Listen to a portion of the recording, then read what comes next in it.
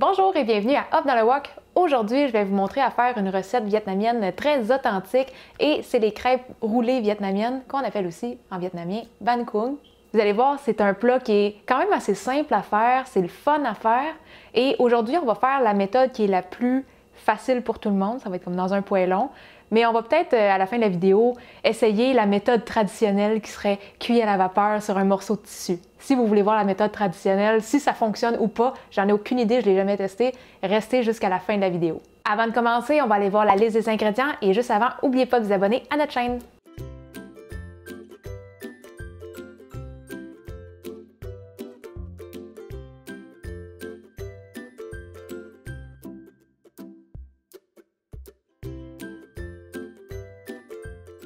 La première chose qu'on va préparer, ça va être le mélange pour la crêpe de riz parce que ça doit reposer 1 heure au frigo.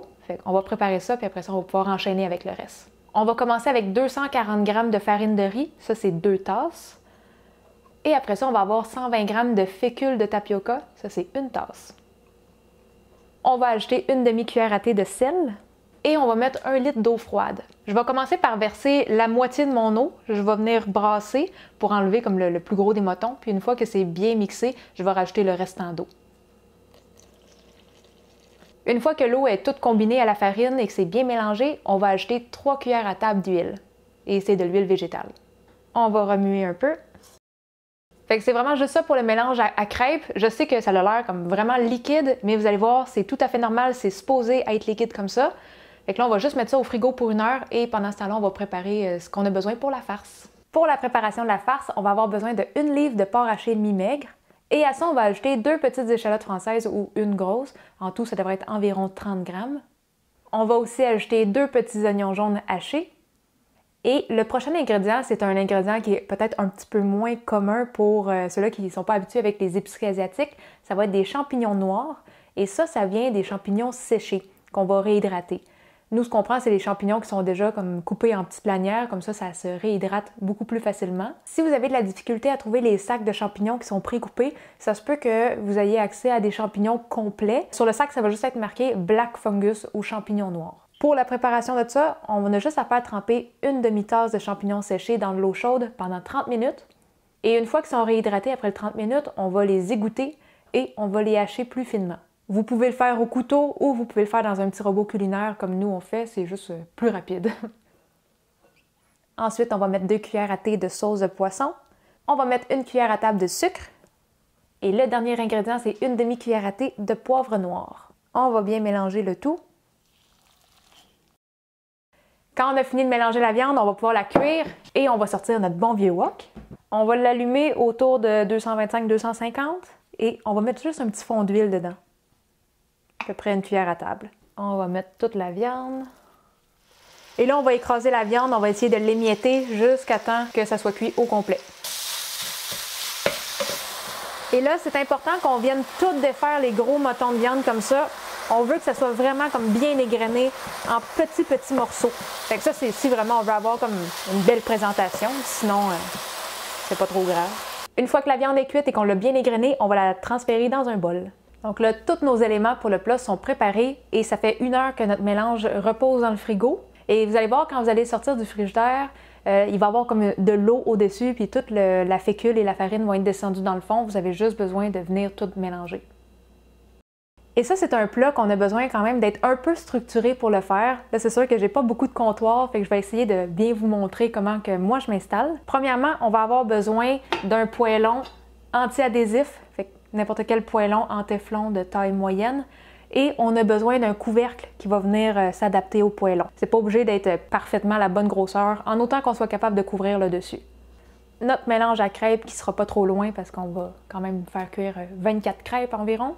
Et ensuite, on va avoir besoin d'un petit pinceau en silicone juste pour venir badigeonner une très mince couche d'huile entre chaque crêpe. On va prendre une louche pour verser les crêpes et on va juste utiliser la louche pour venir brasser le mélange entre chacune des crêpes. Et ensuite, préparez-vous une planche à découper. Ça va juste servir à venir renverser le poêlon pour renverser la crêpe sur la planche. Mais ça, vous allez comprendre ça quand on va être rendu à cette étape-là. Et pour finir, la farce qu'on garde pas loin parce qu'on va toutes les farcir une après l'autre au fur et à mesure. Là, je vais allumer mon four. Pour trouver la bonne température, c'est sûr que ça peut vous prendre 2-3 crêpes d'essai au début. Moi, sur mon four à induction, il y a 10 niveaux. Je le sais que c'est au numéro 3 que c'est le mieux. Si c'était sur un four normal, peut-être que ça serait comme autour de 4-5. Mais en gros, on veut trouver la bonne température qui va être juste assez chaude pour que la crêpe commence à cuire en dedans de 10 secondes. Mais si on le fait trop chaud, vous allez déposer le mélange à crêpes puis ça va tout de suite figer. Fait que là, on le sait que ça serait trop chaud. Et la première crêpe, c'est jamais la plus belle, juste parce que le poêlon, on dirait qu'il est jamais assez chaud. Fait que je vais juste le laisser chauffer pour pas scraper ma première. Et là, ce qu'on va faire, c'est qu'on va mettre une petite quantité d'huile comme ça et on va juste venir la frotter partout. Et là, on dirait qu'il n'y en a plus vraiment, mais ça va être juste assez pour pas que la crêpe elle colle. Quand on pense que notre poêlon est assez chaud, on va juste venir brasser le mélange et il faut vraiment le brasser entre chacune des crêpes parce que la farine retombe quand même vite dans le fond. Et je vais juste me prendre un petit peu moins qu'un quart de tasse. Là, moi, je suis rendue habituée, je sais que c'est un petit peu en bas de la moitié de ma louche. On va venir le déposer dans le poêlon et on va tourner le poêlon pour étendre tout ça. Et là, on va tourner le mélange jusqu'à temps que ça commence à figer au fond. C'est comme là, on peut voir que ça l'a figé. Je fais juste déposer le chaudron et je vais mettre le couvercle. Et on va laisser cuire ça pendant un 30 à 60 secondes. Pour la première crêpe, c'est là que c'est le plus long parce qu'on n'en a pas une autre qui est en train d'attendre qu'on peut garnir. Fait que c'est elle qui va comme commencer le processus. Mais après ça, vous allez voir que ça va très vite à la chaîne. Normalement, je laisse mon mélange à crêpes là, mais là, je vais temporairement l'enlever pour vous montrer quand on va retourner la crêpe sur la planche. Ça, c'est pas nécessaire, mais si jamais votre planche est rugueuse ou que vous pensez que la crêpe va coller dessus, vous pouvez juste mettre une super mince couche d'huile partout, juste pour éviter que la crêpe elle colle dessus. Mais ça, c'est pas nécessaire, là. Au bout d'une minute, la crêpe est cuite, fait qu'on peut venir enlever le couvercle et on va juste venir tourner le poêlon. Et la crêpe est tombée. On voit peut-être pas très bien parce que c'est une planche blanche avec une crêpe blanche, là. Et là, avec ma crêpe que je viens juste de retourner, je vais la laisser là pour quelques secondes, le temps de venir préparer une deuxième crêpe. Fait que je vais me mettre une petite goutte d'huile. Je vais encore badigeonner dans le fond. Je vais brasser mon mélange. On va partir à la cuisson de celle-là.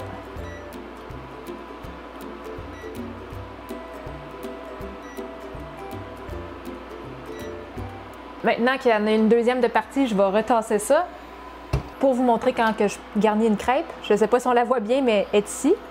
On va juste venir mettre une petite quantité de farce. Vous pouvez la mettre juste au milieu puis rouler ou vous pouvez aussi l'étendre pour que quand on la roule, la farce est comme un petit peu partout dans les plis. On va commencer par plier les deux côtés, comme ça. Puis après ça, on va tout simplement rouler. Et c'est pas comme des rouleaux impériaux, c'est pas un rouleau qu'on va faire serrer, c'est vraiment censé être tout mou comme ça. Et quand on en a un de près, on peut les mettre sur une petite assiette de côté et on va enchaîner avec les prochains.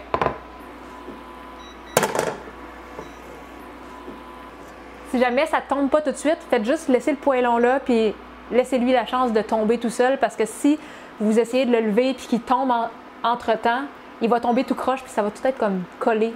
Si jamais vous vous rendez compte que vous avez mis ben trop de mélange dans votre poêlon, profitez-en pendant que c'est encore liquide pour reverser le mélange dans votre bol. Et comme vous pouvez remarquer avec nos rouleaux, tout dépendant de la quantité de mélange à crêpes que vous allez avoir mis dans votre poêlon, ça va changer un petit peu le look. Quand on met plus de mélange, ça fait des crêpes qui sont très épaisses, semi-transparentes, tandis que si on fait une crêpe hyper mince, ça devient translucide, presque comme une feuille de riz quand on fait des rouleaux de printemps. Ça, ajustez ça selon vos goûts. Si vous aimez ça quand il y a épais de pâte, vous pouvez en mettre un petit peu plus épais. Mais des fois, selon la consistance que vous prenez, ça va faire des pâtes plus craquantes. Fait allez-y selon vos goûts, mais selon qu'est-ce qui fonctionne aussi à ce moment-là. En accompagnement, ça prend absolument la trempette sauce de poisson, qu'on vous a déjà fait une vidéo d'ailleurs pour que vous puissiez la faire à la maison. Mais la sauce de poisson va vraiment être là pour donner beaucoup de saveur et aussi c'est comme une sauce là, pour tout le plat. Ensuite, on va avoir des petites juliennes de concombre. Fait que pour préparer les juliennes, on va simplement éplucher le concombre, faire des tranches et après ça, les petites tranches, on va les couper en petites juliennes. On va les mettre sur le dessus. On peut les éparpiller partout. On peut les mettre soit dessus ou faire un petit tas de concombre. On fait ça comme qu'on le sent. Ensuite, on va avoir des petites tranches de jambon vietnamien. Et il y a plusieurs variétés de jambon. Vous pouvez prendre la saveur de votre choix. Là, cette fois-là, nous, on est allé avec la saveur au poivre et elle est très bonne. Et pour ça, on va juste les couper en petites tranches minces et chaque tranche, on va les couper en deux pour faire comme des demi-cercles. Et on va aussi avoir des fèves germées. Pour les fèves germées, vous pouvez les mettre crues si vous voulez avoir un petit croustillant puis une fraîcheur de plus au plat. Ou si vous aimez mieux les ramollir, vous pouvez les blanchir 30 secondes dans de l'eau bouillante. Après ça, on va mettre des oignons frits. Ça, si vous êtes capable de les faire frire à la maison et si vous avez le temps, vous pouvez les faire vous-même, mais ils en vendent en pot et c'est très bon et c'est juste vraiment moins de trouble. Fait que nous, on y va avec l'option en pot. On va venir en saupoudrer sur le dessus. Une quantité raisonnable, mais si vous aimez beaucoup les oignons frits, vous pouvez en mettre beaucoup. Pour les herbes fraîches, vous avez le choix de mettre plusieurs herbes fraîches, d'en mettre juste une. Les plus populaires, ça serait la coriandre, la menthe poivrée et du basilic thaï. Là, on va mettre de la menthe. Puis encore là, c'est des quantités au choix. Si vous servez l'assiette pour quelqu'un, vous pouvez juste mettre les feuilles tout en un petit tas ici. Mais vu que ça va être pour goûter tout de suite, moi, je viens juste couper des petites lamelles avec les feuilles pour les répandre un petit peu partout. Et on peut venir finir avec une petite touche de feuilles de basilic sur le dessus, juste pour faire cute. Et là, c'est le temps de goûter. Je vais juste défaire mes petites feuilles de basilic pour que ça soit un petit peu plus partout. Et la sauce de poisson, vous avez le choix soit de juste en verser quelques cuillères ou d'en mettre une quantité généreuse, genre de vider le petit plat au complet.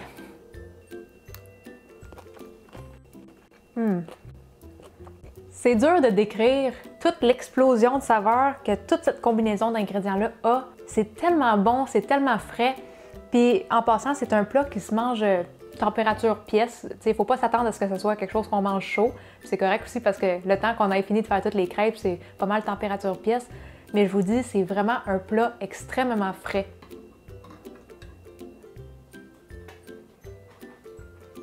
Goût classique. Tellement bon là. Tendre et savoureux. Vous allez adorer. Excellent. Donc nous, on va finir de manger notre assiette parce qu'on est sur l'heure du dîner, mais restez avec nous parce qu'on vous revient tout de suite avec la deuxième technique pour faire ce plat-là. Donc là, la méthode traditionnelle de faire les banh cuong, ça serait de faire cuire ça à la vapeur sur un morceau de tissu. Fait que moi, j'avais vu ça en regardant des vidéos de comment ils faisaient au Vietnam.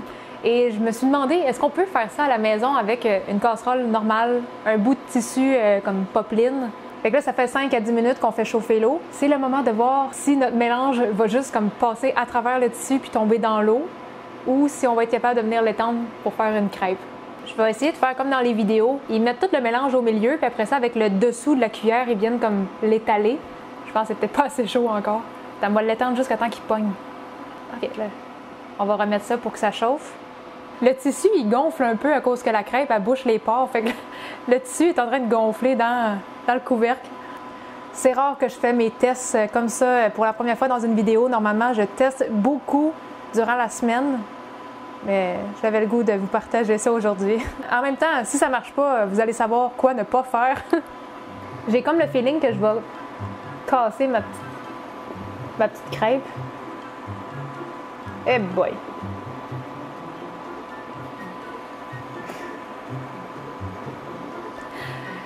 Je vais essayer de gratter celle-là, puis je vais essayer de recommencer une autre, OK?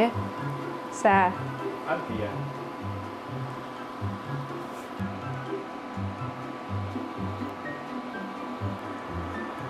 Oh! Attends, moi, juste comme... Oh! Hey, là! Bon, ben, le deuxième essai, c'était pas mieux. En attendant, je vais manger mes fèves.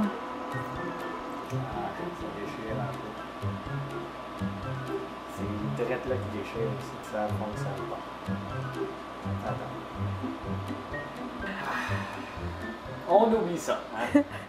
Fait que j'avais eu beaucoup d'espoir que ça allait fonctionner avec la technique de cuisson sur le tissu parce que dans les vidéos que j'avais vues sur YouTube, ça avait l'air de bien marcher.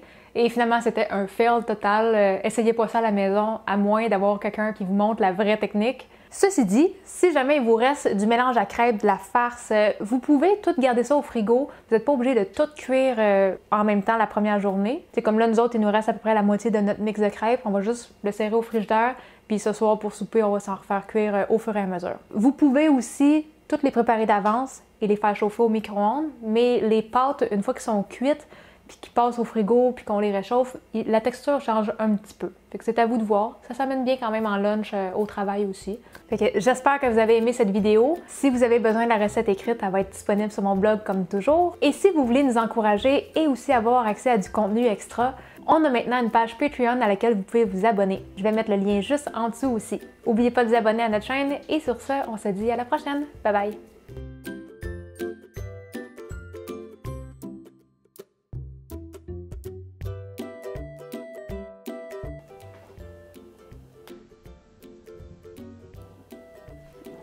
Je me suis comme brûlée. Je me suis brûlée sur le bout.